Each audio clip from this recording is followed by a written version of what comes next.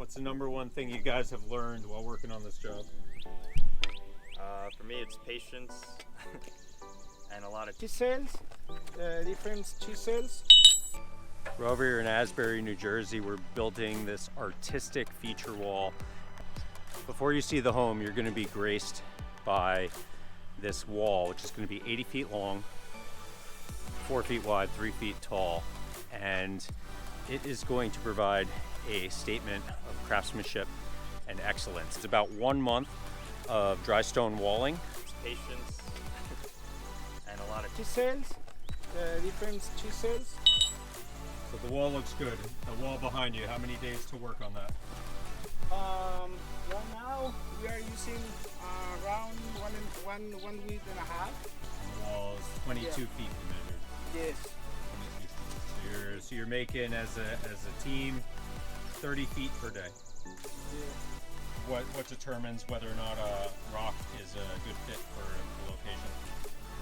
I normally first check the face on the outside, and then that the top is nice and flat, and obviously the size matters depending on where you place it in the wall. But So you got a lot of rock here in the middle. What's going on there? so that is pretty much tying the wall all together. We try to interlock everything. That way it's nice and snug. We're not building two separate walls, you know. It's all one continuous plane in there. Everything stacks on top of the other, kind of like dominoes. So.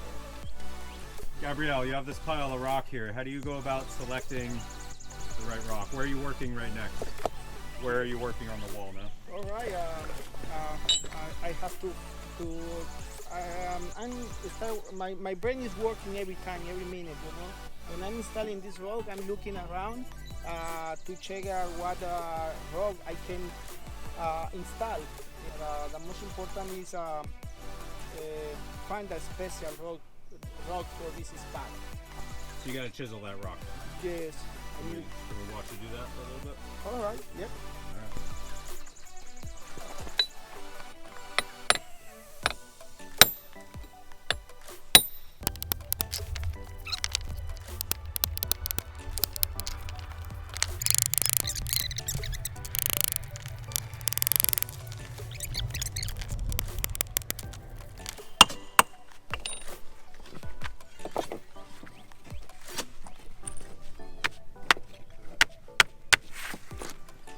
Okay.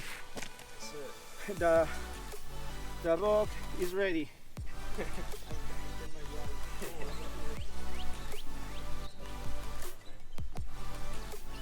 What's the number one thing you guys have learned while working on this job? For me, it's patience, patience and perseverance, and a lot of Chisels, different chisels. Attention to detail. How so?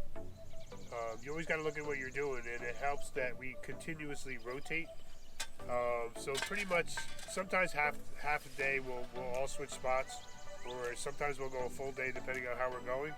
And we're all okay with each other critiquing what the other one is doing. So in other words, if I make an error, it's okay if one of the other guys points out an error to me because I'm working with my face to the wall, and I might not see it, and they're walking by and they notice something that I didn't notice. Well, they need to tell me that, bring it to my attention so that I can correct it. It works both ways.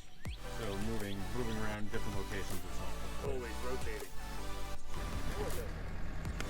Trying to see if it's going to work.